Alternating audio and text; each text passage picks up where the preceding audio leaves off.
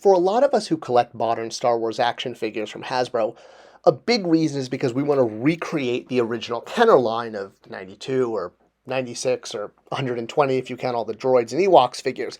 And a big part of completing this has been the vintage collection. Now, I'm an opener, so whatever card back they come on honestly doesn't really matter to me, and one of the cooler parts about the vintage collection is we're getting characters that weren't released in the Kenner line, not just from the original trilogy, but from all sorts of new Star Wars content. And most of the time, the vintage figures are kind of a definitive release. Recently, we have had an awesome new wave exclusive to Walmart that's given us some great definitive figures from the Kenner line, the biggest ones of all, I think, being finally to get the Bespin wing guards that were released in the Kenner line, now in the modern line. The ones I'm talking about, of course, is the only figure that had two different releases in a Caucasian and a black figure. Now, in the modern line, we've had quite a few wing guards. We've had the Power of the Jedi line, which gave us an Asian guard, which is absolutely movie accurate, but not one of the vintage figures.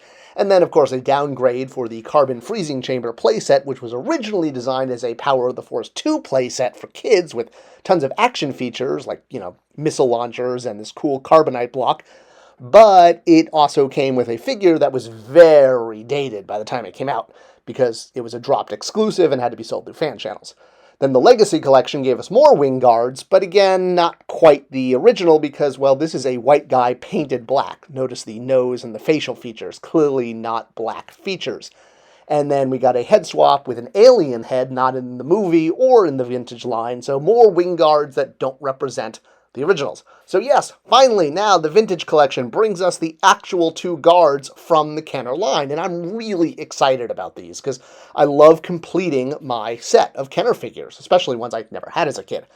And I'm especially grateful that Hasbro has recreated the figure, not necessarily the photo image. The photo image does not show the same character in this case as we got with the figure. And in the vintage line now, they've changed the card art to reflect the actual character, the guy with the mustache. I'd love to get the bearded dude, and it would be a great head swap, or maybe a Hasbro Pulse exclusive 4 Troop Builder pack with extra heads, so awesome. All right, but the real issue here is actually this guy, our favorite astromech droid, unless, of course, you like Obi-Wan's astromech droid or Mace Windu's one that's purple, which I do, but that's not important right now. The point is R2-D2 is getting a re-release, and it is an existing tool, and it's meant to represent another vintage figure. This one. Now, this was actually my R2 when I was a kid, the one with the sensor scope. I never had the original R2. I got the upgrade, and that was cool because it was an extra play feature that the other version didn't have. I never had the lightsaber shooting one, but I was pretty happy with that one. Now, we've had sensor scope R2s in the modern line for quite a while, starting way back in Power of the Force with this version, as well as versions that came out in multiple ways, like that Jawa Capture one had a pop-out sensor scope. This sensor scope is the one that beats all sensor scopes, and it is, well, more detailed, and it has more deco on it. It's a absolute re-release of this R2 from the vintage collection that we got a few years ago with less parts. So you're basically paying more and getting less. You're not getting the glasses, you're not getting the lightsaber, but, that's not Hasbro's fault. That's labor and material costs. But they did upgrade the sensor scope in terms of deco. So you can see the one on the left is the new one, and it's got the red dash and the extra hits of deco on it versus the plain one that came with the Bartender R2. So great, cool. We finally get a definitive version of this R2-D2 with the sensor scope, only this is not a sensor scope. And maybe it's just me, but it drives me crazy that after 40 years, they're still calling it a sensor scope. All right, I know, I'm on a soapbox, but again, going back to even the original toy from the 1980s, it was also not the sensor scope. So look very carefully at the details of that little blue thing that popping out of his head, and the triangular angle of the top is a dead giveaway that this is his periscope, not the sensor array, which you can see there on the right, the sensor scope on the left in the little red circle. Two different objects that pop out of R2-D2's head. The periscope is mostly known from Dagobah, but it was also on, Tatooine when he gets knocked down near the Sarlacc pit at the end there. So yes, R2-D2 is literally a, jack of all trades, or rather a Swiss Army knife of the Star Wars universe. I kind of wish they explained that Anakin did a lot of those modifications, that not every astromech droid had all those. But yes, on Hoth, he uses the array, the sensor array, to try to find life signs. That's what's pictured in the image, in the photo of the card. Not a sensor scope, a sensor array, or a radar dish, if you will. It's flat, it's not triangular. You can see here in this blueprint, again, two very different things that pop out of his head, one triangular, one flat and square. So, will we ever actually get the figure based on the image on the card?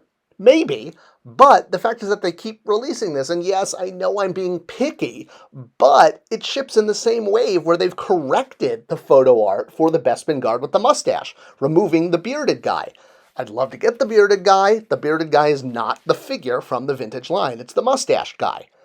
All right, and then continuing with this wave and kind of nitpicking the hell out of it, and yes, I'm getting Nitpicker's Award for this one, well, we're finally getting our Stormtrooper with a holster. Now, this is a update of the Rogue One Stormtrooper. We're getting a new belt. Basically, it's the same figure, a new belt to make it more accurate to the original trilogy, where the Stormtroopers had belts, or holsters, if you will, for the gun. And this is the first Stormtrooper we've ever gotten that the gun can actually fit in the holster. We've gotten holsters before, but they were usually just flat. We also got this same sculpt used in the Hasbro Pulse 4-pack, along with a, I guess, slightly off-camera Commander figure. Sort of a Sand Trooper, but without the backpack and the mud. But, you know, I guess it was there. This figure was also released on original trilogy card backs with the Cloud City playset. And we had a previous, well, it wasn't this figure, it was, I think, the Saga figure that was on an Empire Strikes Back card. So fans who have wanted the original A New Hope card from the original Kenner line are excited because they can finally get that card back with a Stormtrooper with the holster that's accurate to the film. Because if you go back and you look at the original trilogy, the Stormtroopers all have holsters on them when they're roaming the Death Star or, you know, storming the Tanaviv or playing poker in the back room. The only time we really see them without holsters is on Endor. And the thing is, on Endor, when we have Stormtroopers, the Rogue One Stormtroopers are different from the original trilogy Stormtroopers, which seems odd. It feels like they could have just copied them since Rogue One was made afterwards. But yes, there's plenty of YouTube videos that will go through and point out all the differences, one of the bigger ones being the lack of a gun holster, which is why the Rogue One Vintage Collection figure didn't have a holster. But there's other differences too, and these range from the way the helmet is done to the details, and probably one of the more notable ones is the breastplate is different. So we're basically getting a Rogue One Stormtrooper with a New Hope gun holster. So it's a mashup of two different movies. It's not A New Hope Stormtrooper. And again, I know I'm being picky, but, you know, again, same wave where they went the extra mile to correct the card art for the Bespin Guard. So I know that they have to re-release tools to save money, and I know I'm being picky here, but bam, you know, they are paying attention to these details, so why can't they pay attention to these details?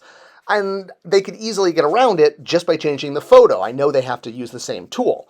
So, for example, R2-D2 with sensor scope, released in the 80s on Empire Strikes Back, which is not a sensor scope, but a sensor array or a radar dish. Well, they could have used this same tool. I understand they have to re-release tools to save money. So simply, instead of splashing this, on the vintage card back, they could have just used, say, this card back and just called it Dagobah R2. And even when the brand manager who revealed this was so excited because she liked the blue quality of the card and felt it would stand out, I was like, oh, but it's the wrong figure. Just change the photo like you did with the Bespin Guard, and you could correct it. All right, am I the only one who's anal about this stuff? I don't know. But hey, that's what YouTube's all about, right? Ranting about this stuff. Share this video if you agree or disagree. Let me know in the comments your thoughts. Sharing this video is the best way to support this channel. Thanks so much for watching, and I'll see you guys next time.